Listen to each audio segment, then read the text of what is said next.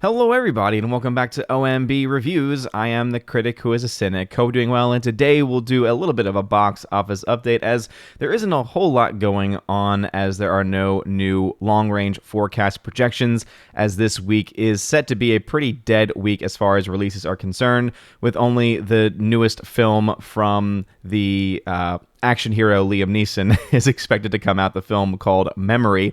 Again, it's amazing how many films he puts out in a given year and how many of them are just so very similar to each other. But we do have some pretty, I think, cool stuff to look at here with the Northman, as I know many people who watch this channel are actually big fans of the Northman. I thought it was fine. I gave it a solid B2, but at the end of the day, Robert Eggers' weirdness is just a little too much for me at times. But interestingly enough, the Northman, and not new films like The Bad Guys, Fantastic Beasts, Sonic the Hedgehog 2, ended up winning the Monday box office, which I think does show that at the very least this film is doing well with the typical average moviegoer who just goes on random days of the week to go see a movie. Looks like they're choosing the Northman, not in any massive droves. I do not want to get anyone's hopes up for this film to be able to make its money back. It still has a long way to go in order to reach that point, but still, it's a good sign nonetheless. It's a strong sign of the film being able to have pretty strong holds from week on to week on. And who knows, maybe a miracle could happen and it could end up having enough money over here domestically, but also overseas, really where it would need to make the vast majority of its money from, or really where it has any, I think, sense of hope of making a lot of its money to be able to make the money back, essentially. But we'll talk about this, and we'll also talk about, of course, the news that broke yesterday, which is that the Batman 2 is happening, which is not that much news at all, because we all knew that this was already the plan, and the film made a lot of money, and so for them to not continue on with this universe would just be silly at this point. But before we go any further, please make sure you smash that like button, that fire button if you're watching over on Odyssey. And also make sure that you are subscribed to the channel with that bell notification turned on. That way you know every time a new video or live stream goes live on the channel. So, as I mentioned first, the Monday box office on April 25th, The Northman came in at number 1. With $1 million, just a little bit more than the film that won the weekend, this past weekend, The Bad Guys from Universal, which made also a little over $1 million.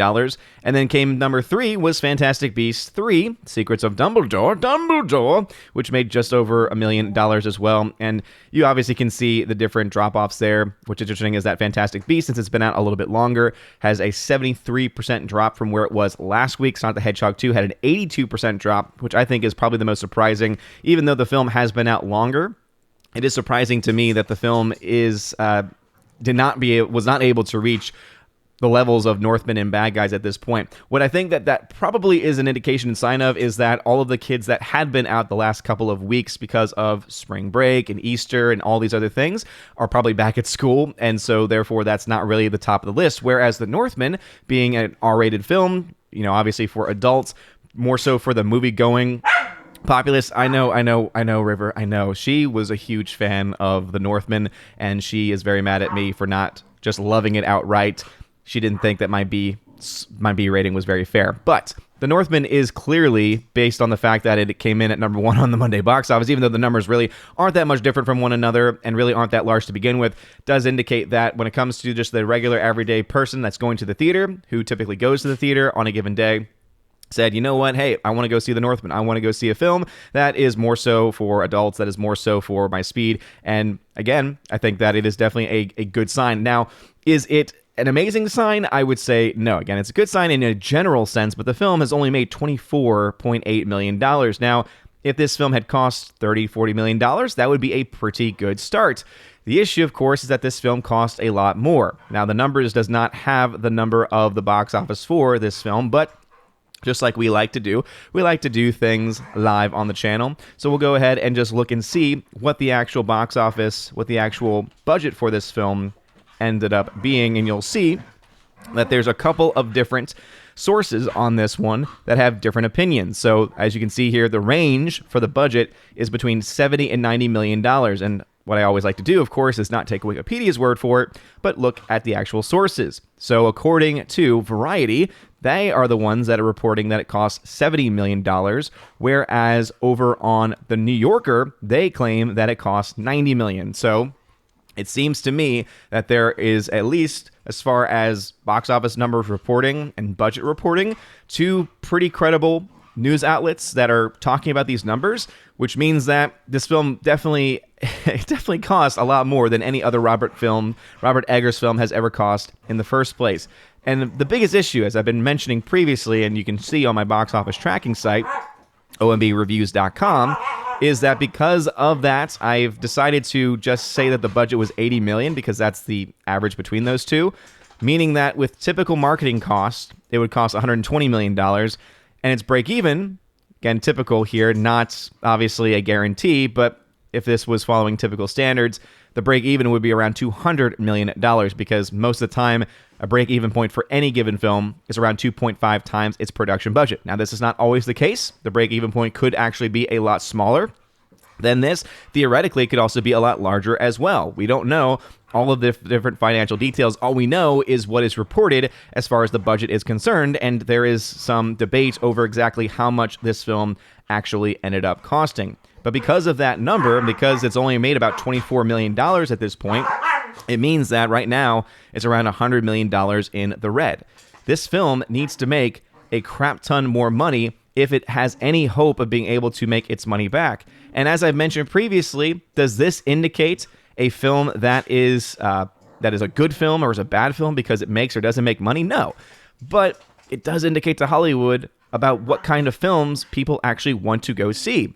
It does actually indicate to Hollywood, hey, this was an original product. This was obviously, based off of previous material, but in a lot of ways based on a lot of the other stuff that we have, right? The story of Prince Amleth, not really a story that you hear a whole lot about in the mainstream media, not really a story you hear a whole lot about in movies and television. So this is something that is new for a lot of people. And if it was doing really, really well based on its budget, I know she's very upset. She's very upset that it's not doing as well as she had hoped it to do. But because they spent just so much money on the film, it's going to be almost impossible for this film to be able to make its money back because of this massive, massive budget. It's got a huge budget problem. That all being said, I know that the fact that this film is indeed doing relatively well when it comes to the box office and the daily numbers, we'll go ahead and pull that up back once again, it's a good sign. It is a good sign that the film is popular at the very least with modern everyday audiences, but is it going to be able to hold itself and hold its own this coming weekend up against a very slow, non-competitive weekend with only Liam Neeson's Memory coming out? But also, how is it going to do against the second weekend of The Bad Guys? How is it going to do against films like Fantastic Beasts, which, again, Fantastic Beasts has its own issues going on, as we look at this film being at $281 million, which, remember, this film needs to make $500 million to break even, which we'll go ahead and be able to make our projections next weekend when we get those final second week numbers in. But it does leave the question of where does this film stand in the grand scheme of things? I don't think it has much of a chance of being able to get anywhere close to making its money back. Even if this film has a very strong, dedicated fan base that is able to buy a lot of the physical media available for this film, it still would need to make a lot of money back in order for that to actually happen. And again, does that mean that the film is good? Does that mean that the film is bad? No. But does that indicate what kind of stories that we can expect going forward? When films like Fantastic Beasts, well, obviously Fantastic Beasts is not one of them, but when films like Sonic the Hedgehog 2 is making its money back and is making a lot of money. When films like The Batman is making its money back and making a lot of money. When films like Uncharted is making its money back, not the biggest box office success, but making its money back nonetheless, guess what? The studio is going to look at that and say, oh, let's make an Uncharted 2. Or, oh, let's make a Sonic the Hedgehog 3. Oh, let's make probably won't make a Fantastic Beasts film, but hey, who knows? Maybe it will. Hey, let's make a Bad Guys 2. You see what I'm trying to get at here? You see why it's a problem for this film to not make its money back for those that are big fans of it? Again, ultimately money matters. And if a film does not make its money back at the very least, the chances of it getting any type of recognition in the future, not to say that anyone wants or expects a sequel to The Northman, but Robert Eggers getting another film that costs $70 to $80 million where maybe he has an actual chance to do a little bit more with a project, that becomes threatened. And when strong content creators, strong filmmakers like Robert Eggers, even though I think that he goes off on these weird tangents, he is a strong filmmaker. When people like him cannot make returns on their investment, it does put in danger future projects that ultimately a lot of moviegoers are craving at this point in time. It's just that Hollywood doesn't seem to be delivering at this point. What are y'all's thoughts about this? Do you agree with me about my take on the Northman and why it's important for this film as far as being, making money, and why it's important to understand it from that perspective of Hollywood looking at it as a moneymaker or not a moneymaker? And also, since I mentioned it, do you care at all about the Batman 2? Again, I think that the first Batman film was fine, but in the end, I don't really care much about a sequel because, hey, we already knew that was going to happen. But really, focusing on the Northman here, what are y'all's thoughts about this? And also some of the basic tracking that we were talking about as well. Let me know in the comment section below. If you like this video, smash that like button, the fire button on Odyssey. Ooh, I don't even know what happened there. Loud that fire button on Odyssey. Y'all all amazing and beautiful people. Hope you all have a wonderful rest of your day. And as always, God bless.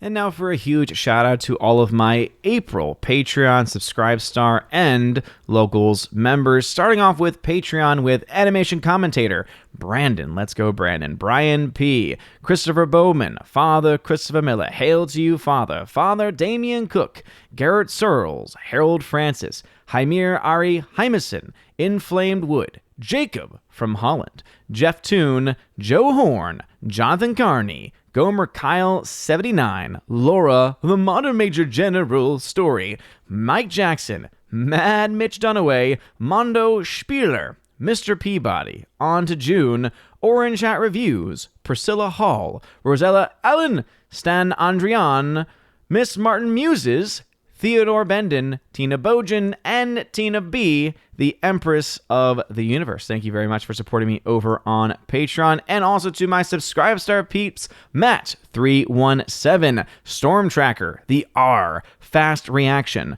Nosferatu Gatsu, Stand 4, John B., Mr. Roy, Glinzer, J. Alice McCarthy Jr., Dean Heiss, J-Rod the Beer Guru, and ZK Man. And also a huge shout out to my Locals members, starting off with Kara Tharp, K Tharp 56.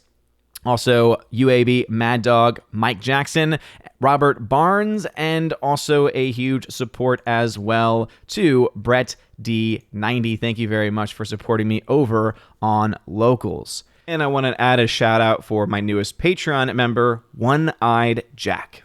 Thank you again to everyone for supporting the channel. Please, if you want your name shouted out at the end of every live stream and video, go ahead and check out the top link at the video description. It is my Willow link, as I like to describe it, and it brings you to a link tree where you get access to all of these different locations, as well as all of the various social media platforms that you can follow me on. If you join at the Citizen of Asgard level, you get your name shouted out at the end of every single live stream and video. Army of Asgard level gets you that, plus you get access to a giveaways channel that I have on Discord. If you ever don't have access to that giveaways channel, please contact me. I do send out the link to the Discord and with the instructions on it at the beginning of every single month. But if you don't have access to that giveaways channel where I'm giving away 4Ks and Blu-rays and all that kind of stuff, as much as I possibly can give away is available there.